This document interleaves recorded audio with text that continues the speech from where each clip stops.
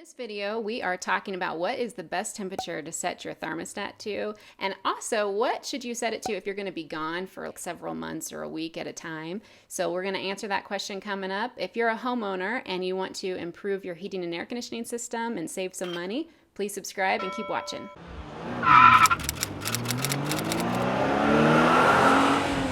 Hey, Dad. Hey, good morning. What should people set their thermostat to? Is there a universal temperature that's just perfect for everybody? Best? Well, there is no best temperature. I'm in the comfort business. My reasoning would be, what are you most comfortable at? I've seen on a couple of websites, they say 68 degrees Fahrenheit. It's the best.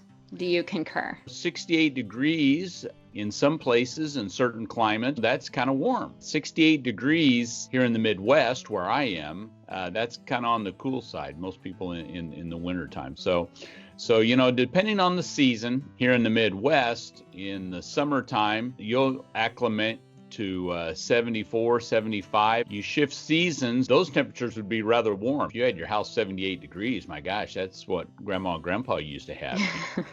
So when no one cared about energy efficiency or things like that. So it really is a relative term. And you have to understand too is depending on the accuracy of the thermostat that you have, you may be fooled into what temperature it actually is. You might have a thermostat that is it could be 5 degrees out of calibration. It's telling you that, oh my gosh, it's 70 degrees in here, which is kind of a nice conservative number if you're heating your house to 70 degrees. Typically that's on the cool side, but it may actually be 75 degrees in your house. But a couple of things that when we talk about what to set it at, many times people ask, well, what should I set it back to? They've got a programmable thermostat or they're leaving for the weekend or something like that. And it's going to hinge on how severe the weather is. So let's just say we're in wintertime and it's going to get down to freezing at night. If it's getting that cold at night, I'm really not a big fan of making dramatic changes in the temperature. This is something to consider. If we set it back 5 degrees, understand that when we do that in the wintertime, we're talking about heating your home now, you're allowing everything in your house, carpets, the floors, the furniture, everything is going to cool off to that temperature. And I suppose if you've got a leather or vinyl chair, it's probably the best way. When you sit in that cold leather chair first thing in the morning, you realize how cool the room actually got last night. Because there can be a little bit of a false economy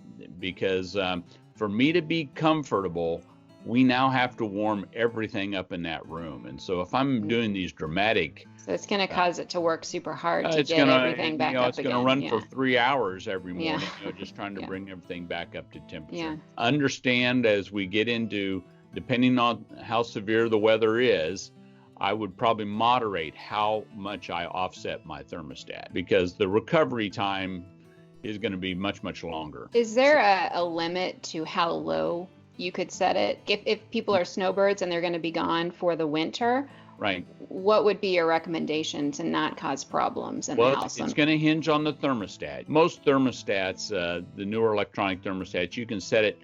The heat you can set back to in the 50s, usually 50 degrees to 55 degrees. If I were to do that, let's say I am a snowbird and we're leaving for the winter. Couple suggestions. One is you certainly want to be cognitive of freezing pipes. Try and keep the house probably a little bit warmer just for safety's sakes. Things like cabinet doors, bathroom cabinets, kitchen cabinets, open those things up when you're gone for extended periods of time. It is amazing how cold a kitchen cabinet can get. Here it is on the outside wall. Many people have a window above their sink. It's on an outside wall. You wouldn't believe how much cooler that cabinet can get inside the cabinet. So that will help keep the pipes warmer. It will help the air from the home. Okay, absolutely. That's a good tip.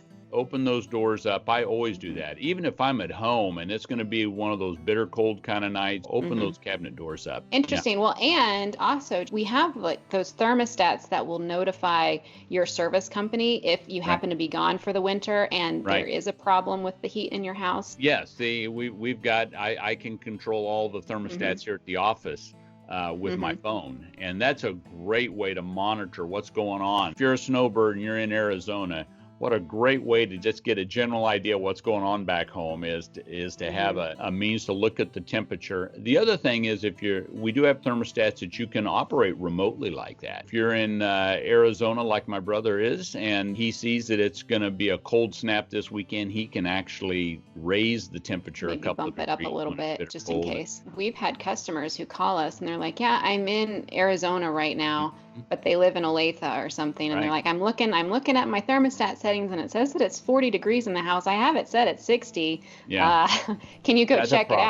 out? We're able to get in and fix it. Mhm. But had they not gotten that notification, The other thing is, in lieu of that, gosh, it's a good idea to have a friend or a neighbor look after your house a little bit. But service guy or something. these new thermostats really go a long way as far as, you can kind of Oh monitor yeah. what's going on, and I can make a phone call, that kind of thing. So, yeah, Yeah. All right. Thanks, Dad. very good.